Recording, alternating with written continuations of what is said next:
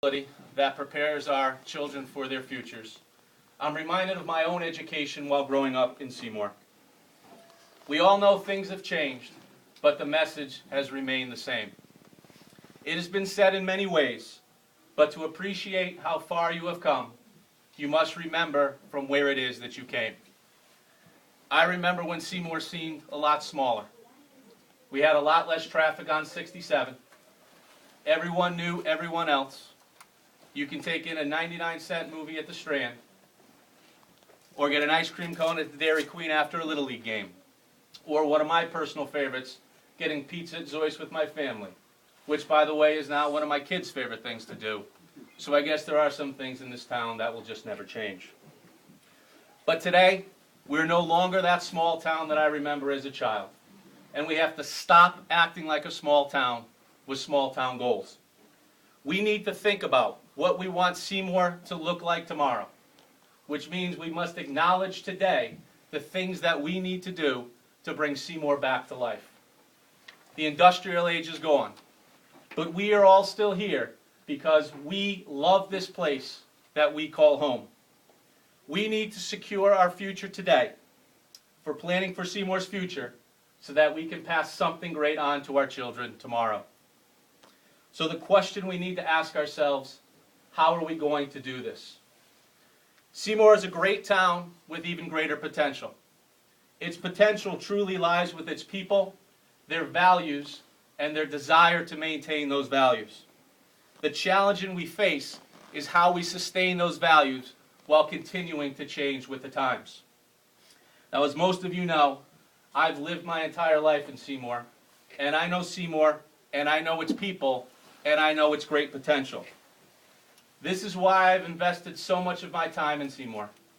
My 4 years on the Board of Finance and my 2 years on the Board of Selectmen have given me both the strategic and the financial knowledge to know what we can overcome, but more importantly, what we can accomplish together.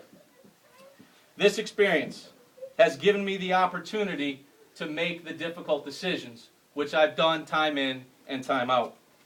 A good heart and good intentions are noble and wonderful traits, but they are not enough. In this difficult day and age, leadership matters. Doing what's right, putting people first, never giving up, but still being able to make timely decisions when necessary are the values in which I live my life. I feel the need to give my time to Seymour because Seymour has given so much to me. When you are the leader, you must set the tone. And when a leader fails to make timely decisions or to take any action, they are holding progress back. We unfortunately have seen this type of inactivity in Seymour for far too long. So tonight, it is time that we all stand up together and start to move Seymour forward again. It is time that we break down the barriers that have held us back for far too long. But most of all, it is time we move from just talking about what needs to be done to actually getting those things done. Now, if you think about it, Seymour is very much like a house in need of repair.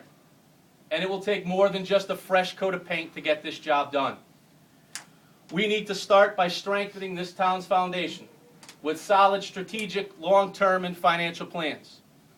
We need to establish measurable goals so that we can chart our progress.